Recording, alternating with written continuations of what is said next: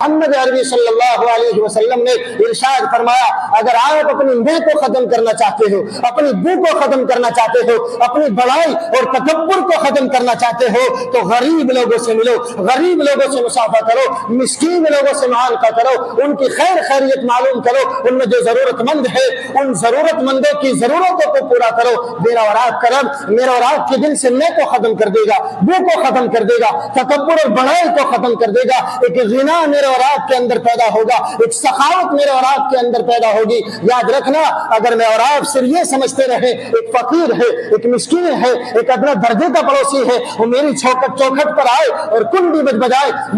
बजाए और मुझसे अपनी जरूरतों को पाए, मेरे सामने अपनी जरूरतों को रखो, याद रखना ये मेरे और आपके लिए वबाल बन सकता है, मेरे और आपके लिए हलाकत का सबब बन सकता है। तो मुझे और आपको अगर अल्लाह ने